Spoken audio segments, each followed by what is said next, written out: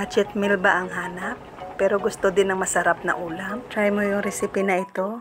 Kayang pakainin ng 5 to 6 persons for less than 100 pesos only.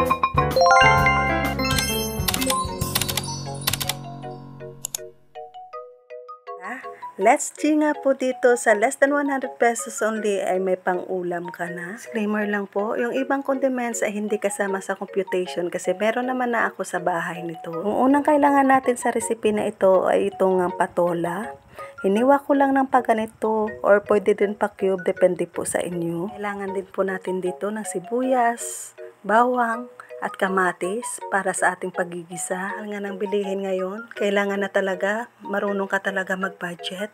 Dahil kapag nasuklian nga yung 1,000 pesos, parang 100 pesos na lang. Napansin nyo rin ba? Kailangan din po natin dito ng pork giniling. Lalagay din ako dito ng miswa at itong siling green para mas mabango nga. Simulan na natin ang pagigisa. Naglagay lang ako dyan ng konting mantika dahil magmamantika din mamaya itong giniling natin.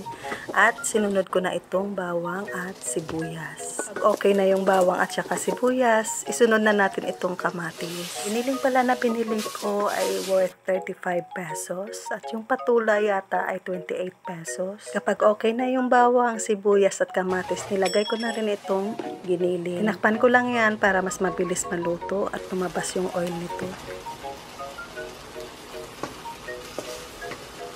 Kapag okay na yung giniling, ay ilagay na natin itong patola. Bango talaga ng patola, kapag naluto na. Kaya gustong-gusto ko ito. Tapos kapag nahalo na ng mabuti, lagyan na natin ito ng tubig. Sa tubig naman ay depende sa inyo kung dadamihan nyo ito. Maglalagay tayo ng miswa. Maaring sipsipin ito ng miswa. At naglagay na ako dyan ng pampalasa, ng patis, isang pork cube at itong paminta. Takpan lang natin ulit ito hanggang sa maluto. Ulit lang naman maluto ito, yung patola tsaka yung giniling. Ko nga muna ulit ito kasi muntik ko makalimutan itong siling green. Bango kasi ang niluluto talaga kapag nilagyan ito. Takpan lang natin ulit ito hanggang sa maluto.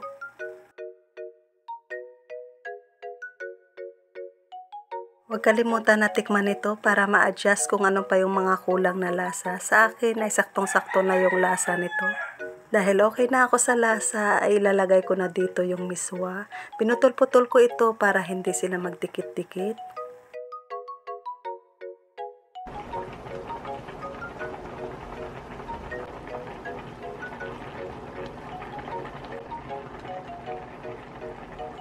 Takpan lang ulit natin ito ng ilang minuto para maluto yung miswa. After 5 minutes, luto na ang ating ginisang patola with miswa. Diba? Madami-dami na rin ang makakain nito. Less than 100 pesos nga.